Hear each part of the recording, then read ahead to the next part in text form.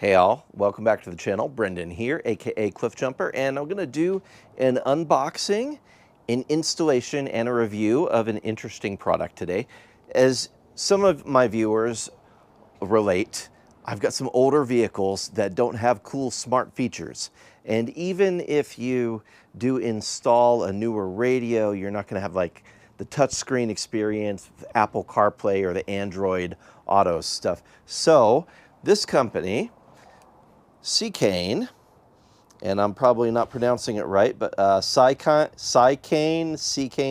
I'm just going to say Seicane, has created this, which is you install it on the dash, and it's for vehicles that don't have the smart accessory. So let's open it up, see how hard it is to install. We're going to try it out on one of my vehicles that doesn't have smart stuff and see how it goes.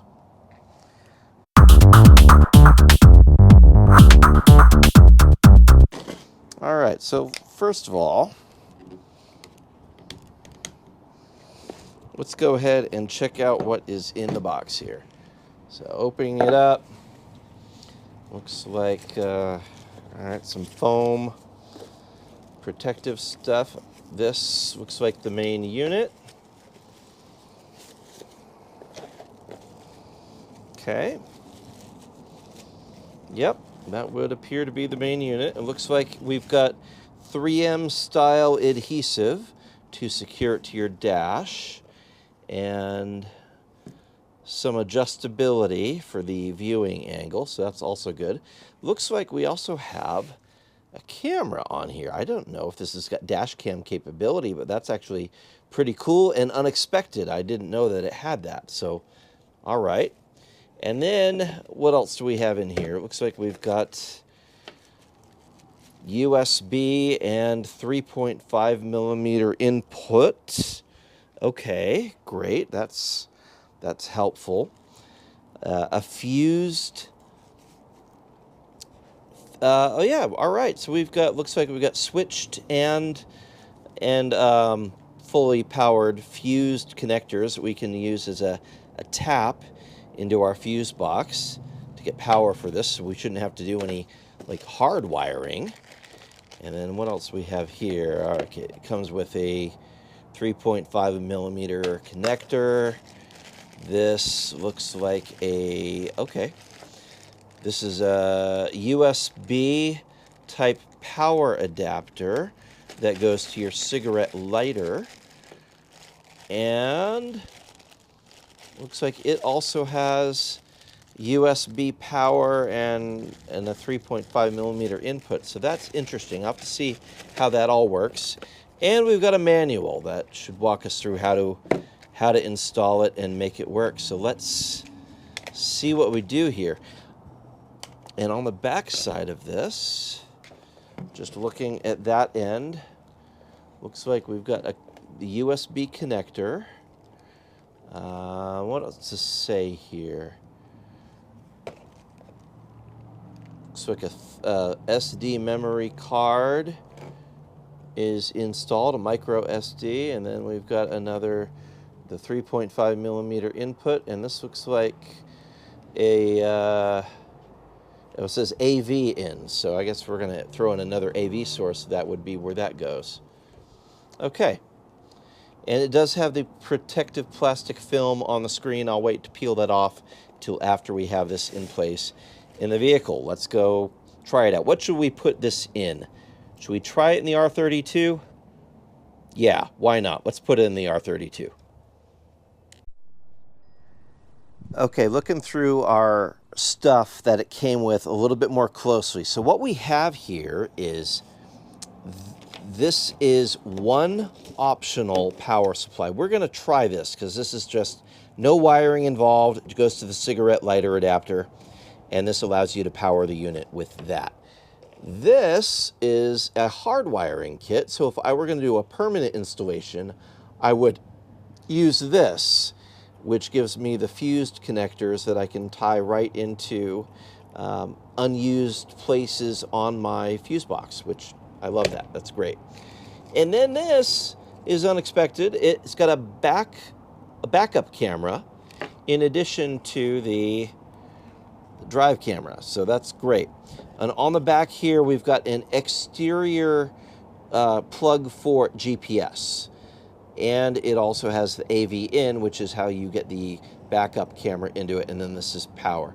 So it looks like there isn't any way to get sound out of this into your stereo. This is going to be a standalone unit. So let's see how it does in real world application. Now, of course, with the R32 or a lot of cars, the front of the dash is curved, which makes it kind of a challenge to get a flat mounting surface to work. So if I put it here, it's not going to be very secure. That's reaching distance, which means I have to put it all the way back there in order to get a reasonable reach. I am going to try to get it fairly centered on my dash, and just for the sake of being able to actually lean forward and reach it. So that's going to be where I try it out. We'll give it a whirl and see how it does.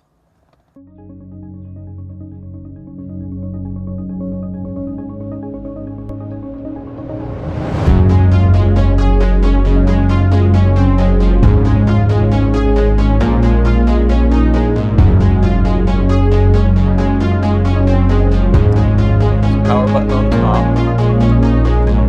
All right, we've got power.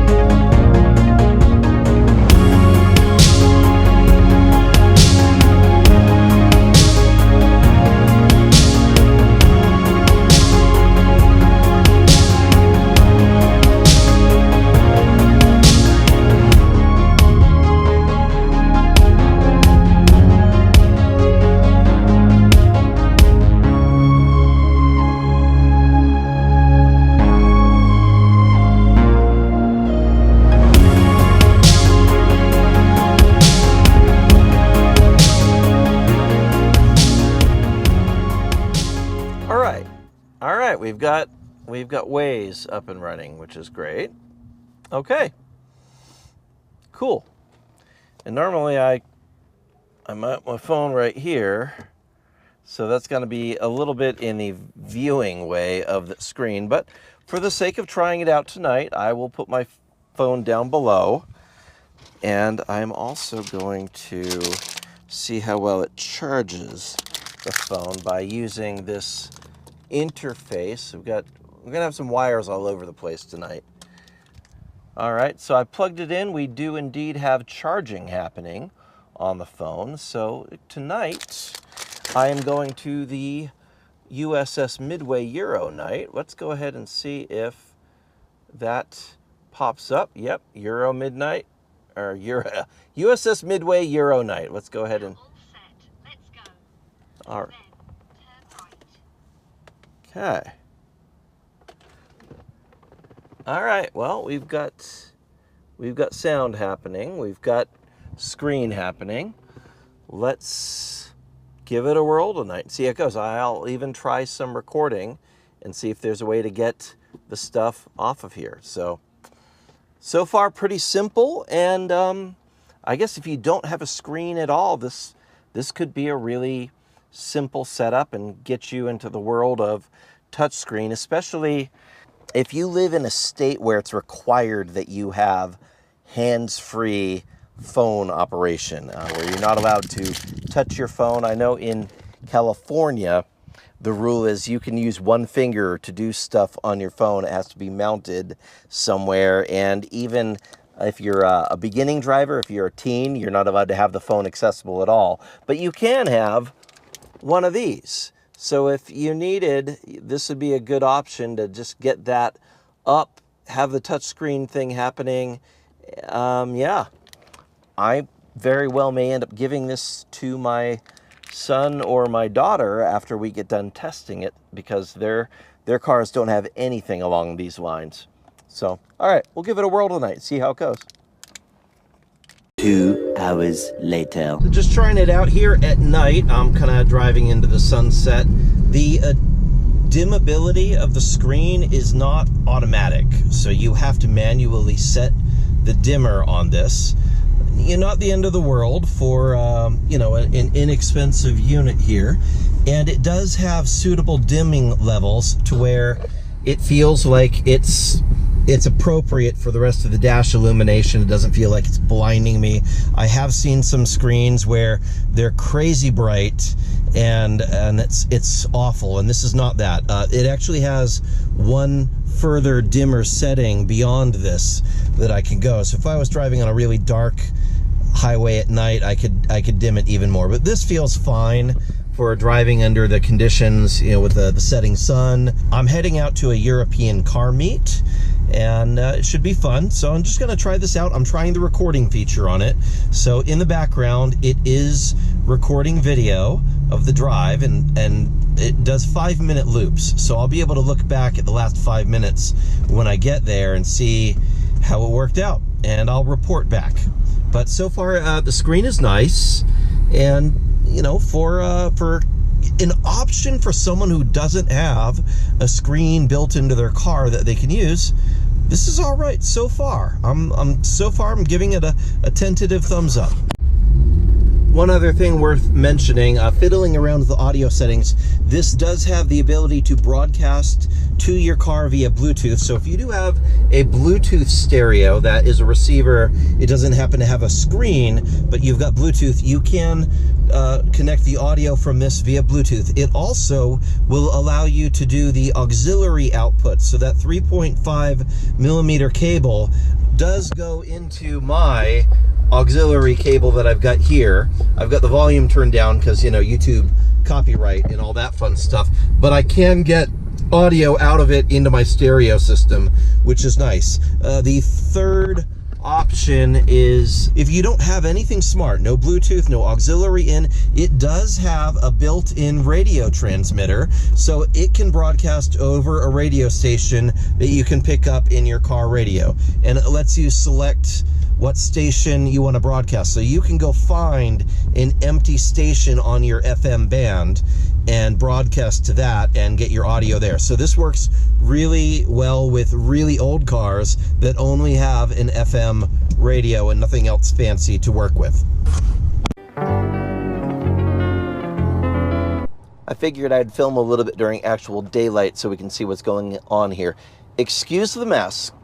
This is definitely not how I would do a permanent installation, but if you recall, I'm using the adapter that goes into the cigarette lighter that lets you just do a quick plug in. This would be great if you were traveling with this, so if you needed to take it with you and use your CarPlay, say in a rental car, something like that, this is a good solution.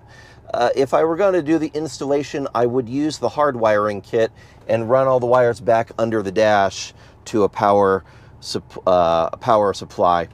Anyway, last night I was using the auxiliary connection, which is the 3.5 millimeter stereo cable, to send sound into my factory head unit. This morning I am using the radio feature where this broadcasts on a radio frequency to get into here. And I'll test it on my drive into work. We'll see how it goes. I've got it on a station that's unused locally, and we'll try it out. The brightness, as I mentioned last night, does not automatically change. So between day and night, you have to tell it to change brightness. So this is the second to lowest brightness level. I'm going to go ahead and change it to be a little brighter. Let's bring it up to full brightness just to see how it does. That's full brightness in daylight. I'm going to go back to, let's go to the camera for a second and see it. Yeah, it's a nice bright display. It's automatically recording because it thinks we're in motion. It works on a 5-minute loop.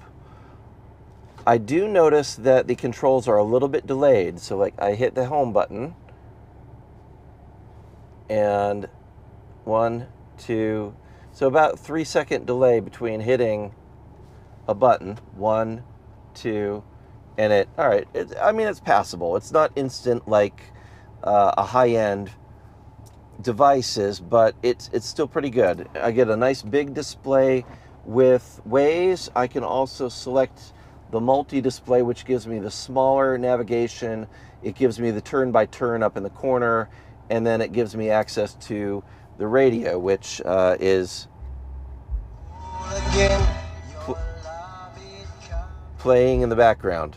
And I've got it turned down because YouTube copyright. So anyway, yeah, let's give that a whirl today for some daytime driving, and I will report back and give you my thoughts on it. I'll also walk through some of the features on this thing. Actually, let me do that right now before we're going anywhere.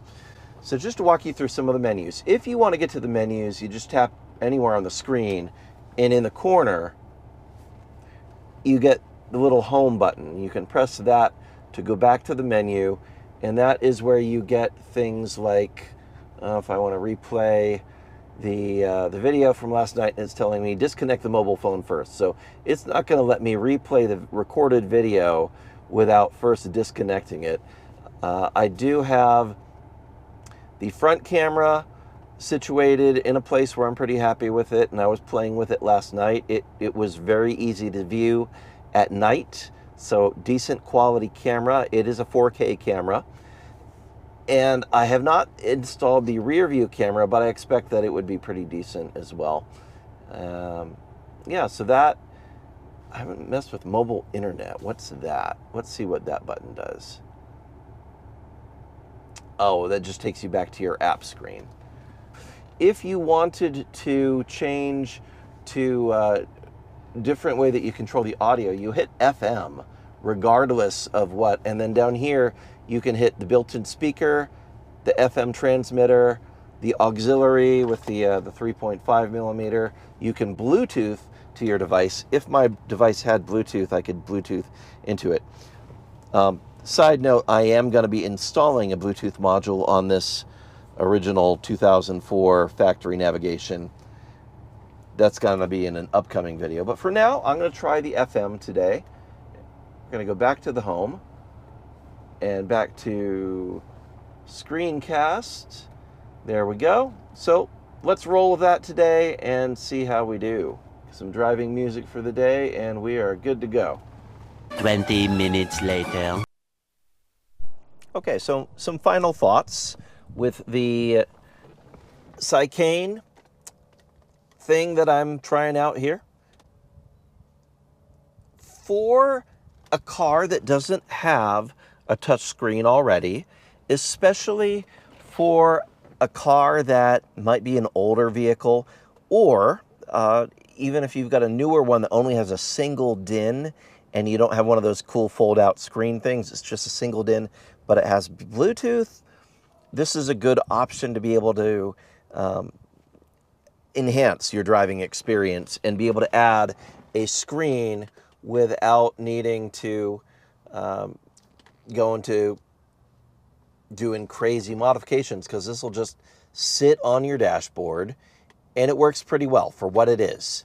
Is it the most responsive, fastest, most powerful unit I've ever played with? No, not by a long shot. Does it get the job done? Yeah, pretty decently actually. The wireless CarPlay works really well. I don't have my phone connected to it via wire at all, but it is running Waze without any issues. I have experimented with the Bluetooth, with the radio transmitter, and with the hardwired 3.5 millimeter outputs in terms of getting your audio into your system. So on an old car, like say my 1973 Fiat, I could use the FM radio transmitter to dial in, sit this sucker up on the dash, have a modern touchscreen that's not permanently disfiguring anything, because I can use just the plug-in cigarette lighter power adapter. Now on a vehicle that I was going to do a hardwired install on, like say my son's 1.8T Jetta, that's probably going to receive this, because here in California, we've got rules about teenagers using phones while they're driving, and my kids are both teens. They're not allowed to touch their phones. Now, you can't use your phone even if it's mounted on the dash, like so. Doing this is bad, according to the state of California, but doing this is okay. Yeah, it doesn't make any sense to me either, but go figure. So having a big touchscreen is okay, having a little touchscreen is not okay in California. Anyway, this gets us around the touchscreen thing.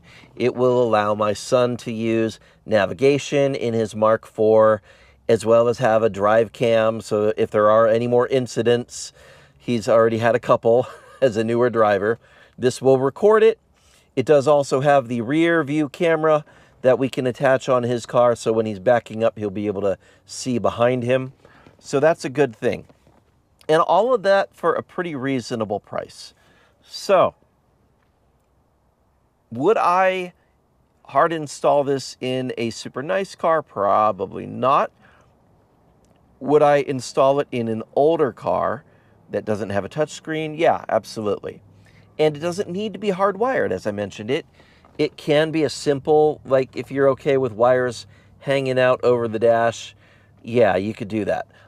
Could I fish all this stuff back behind? Yeah, absolutely. But at that point, I'm just going to hardwire it, and that's what's going to happen in my son's car. I'm going to hardwire it, make it a nice clean install.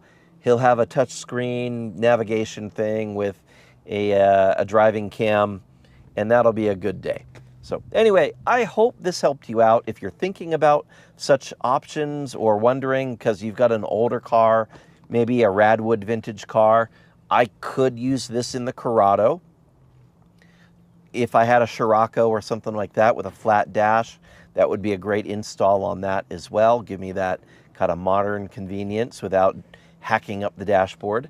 The 3M body molding tape that uses to attach that would definitely work better with a dash that doesn't have all of this dimpled stuff that the R32 does. But even so, it handled rough roads in downtown San Diego. It did what it needed to do, and I'm not mad at it. It's all right. So I'm going to give it a tentative thumbs up. We're going to see how it lasts for the long haul, but the only couple of things that I would say that are interesting and I haven't quite figured out yet, because it is pretty intuitive, everything just works. I'm not quite sure why when I go to the home screen, it's got both screencast, which is this, and mobile internet, which is the exact same thing. I don't know what the difference is, but there you go. Two different options to get to the same thing. Obviously, if I hit the recorder, it's just going to pick up my sun cover right now. The other thing is I have not figured out how to get the recordings off of here, because if I hit replay, it says disconnect the mobile phone first, even when the mobile phone is disconnected. So I haven't quite figured that out just yet. This playing through the stereo, it's not the fastest responding thing. If you can live with that, and you do get the option to control the stereo right here. If you select that mode, then I can select the stereo and play it over there. And you've got the turn-by-turn directions also, nice and big enough to see. Anyway, I hope that helped you out. Hit like and subscribe if you haven't already. If you are interested in purchasing this unit, I'm going to have a link in the description, and we're going to give you a discount code, I believe. So check out the description of the video, and you can get all that information to get one of these in your hot little hands if you have an older vehicle that could use some resto mod enhancement for a better driving experience. Or maybe you're just tired of fumbling with your phone and doing a phone mount and having that be weirdly on your dash somewhere. This is definitely more modern. All right, I'll see you next time. Bye-bye. And on that terrible disappointment, it's time to say goodbye. We'll be back.